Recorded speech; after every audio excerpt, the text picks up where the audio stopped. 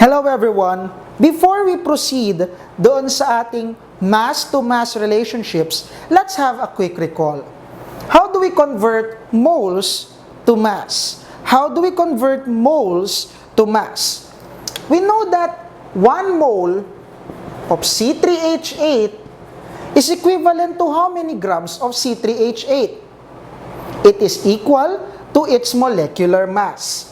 1 mole of anything is equal to its molecular mass. How do we compute for the molecular mass of a certain compound?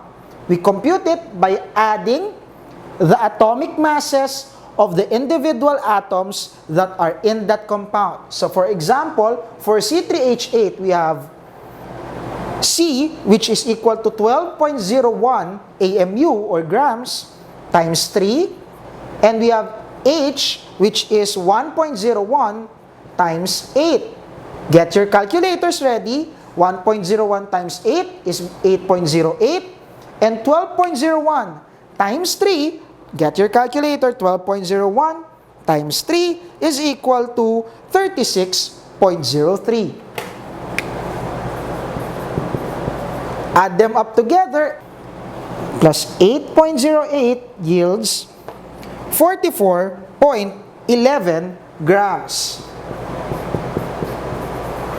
It means that 1 mole of C3H8, 1 mole of C3H8 is equivalent to 44.11 grams of C3H8.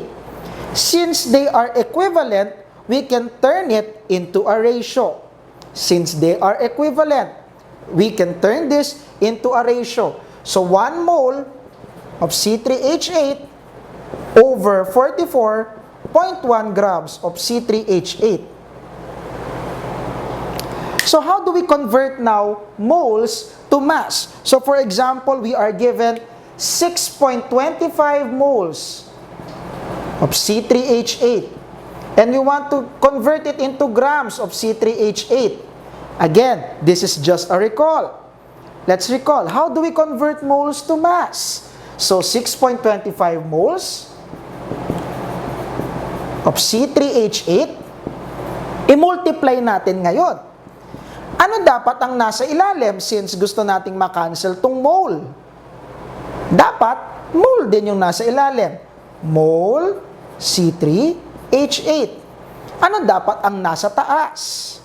Grams of C3H8. Look at our conversion factor. Look at this ratio. Let's just reverse it. So 1 mole of C3H8 is equal to 44.1 grams of C3H8. We can now cancel that. So 6.25 multiplied by 44.11. That would give you 275.6875. Round it up to 2 decimal places, 69 grams of C3H8. Recall this step always because this step will be very, very helpful for you when we go to mass relationships in stoichiometry. Now let's go to mass problems. Let's read the problem. Given 25 grams of C3H8, how many grams of CO2 will be produced? Given 25 grams of C3H8, how many grams of CO2 will be produced? So we have this given 25 grams of C3H8 and we need to convert it into grams of CO2. Let's build a roadmap. So we have grams of C3H8 and we want to convert it into grams of CO2. Based from our first video, we know that we can get mole ratios rather, we can get mole ratios dito sa ating balanced chemical equation. We can get mole ratios in our balanced chemical equation. But we don't have mass ratios in our balanced chemical equation. So, what would be our roadmap? So, our roadmap is to convert these grams of C3H8 into moles of C3H8. After converting it into moles of C3H8, we need to convert it into moles of CO2. And after converting it into moles of CO2, we can now turn it again into grams of CO2.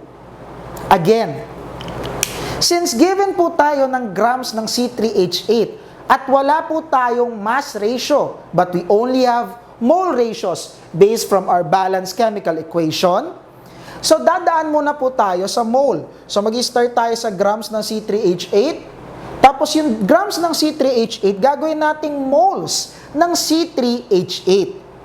Grams to moles, kasi yun yung may direct conversion. Tapos, from moles of C3H8, we can change it into moles of CO2 by using the mole ratio. Tapos, yung moles ng CO2, pwede ulit natin i-convert into grams of CO2. Naintindihan po ba? Are you ready? Let's solve it. Grams of C3H8 into moles of C3H8. So, we are given 25 grams C3H8. We want to convert it into moles. So, ano kaya yung pwede natin gamitin sa ilalim para makancel yung grams? Obviously, that would be grams of C3H8. Again, we are in the process of converting grams to moles of C3H8. So, dapat ang nasa taas ay moles ng C3H8. Based from our previous recall, we know that 1 mole of C3H8 is equal to its molecular mass. And as we have computed a while ago, the molecular mass of C3H8 is 44.11 grams of C3H8. In this step, it becomes now moles of C3H8. So the first step always for mass-to-mass problems is to convert it into the number of moles. Again, the first step for a mass-to-mass relationship is to convert it into its number of moles. From mass to moles of that given compound. After which, if we have converted it into moles of C3H8 and we want to convert it into moles of CO2, what can we use? Very good. We can use now yung kaninang tinatawag nating mole ratio na nanggaling dito sa ating balanced chemical equation. So ano nga yun yung mole ratio ng C3H8 sa CO2? Very good. Yung mole ratio niyan ay 1 mole ng C3H8 is to 3 moles of carbon dioxide as shown in the previous video. So, meron tayong 1 mole ng C3H8 into 3 moles of CO2. Ano dapat ang nasa ilalim? Ang nasa denominator dapat ay 1 mole ng C3H8. Sir, saan nanggaling yung 1 mole? Nanggaling po siya dito. Anong ilalagay natin sa taas? Again, according to our roadmap, we want it to become moles of CO2. We want it to become moles of CO2. So, ilang moles daw po ng CO2 ang mapoproduce from 1 mole of C3H8? 3. Very good. 3 moles of CO2. Nasusundan ba? Now, nandito na tayo ngayon sa moles ng CO2. The final question is this. Ano ba ang hinahanap sa problem? Grams ng CO2. Can we convert moles to grams? Yes, by all means, as we have shown in the previous video. So, we multiply it. Ang nasa ilalim dapat ay moles, since we want to cancel mole.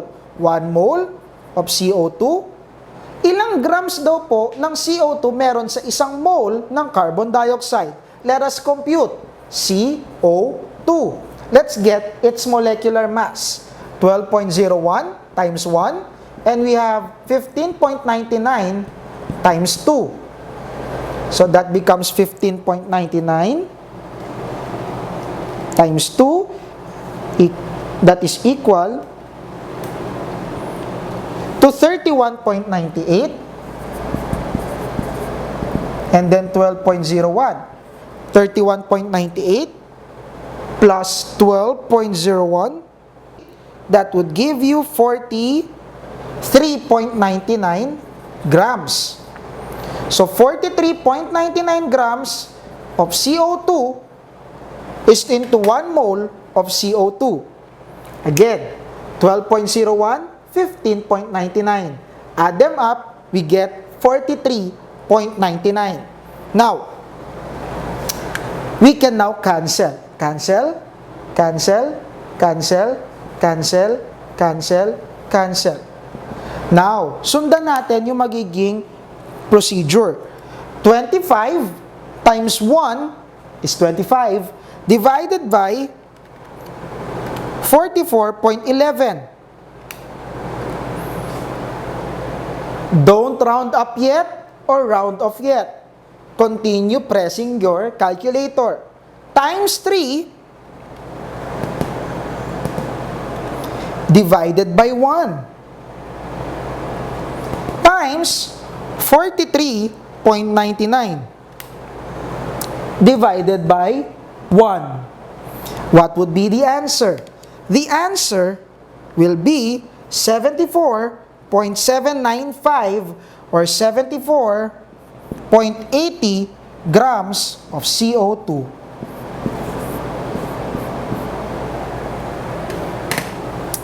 That is mass to mass relationships.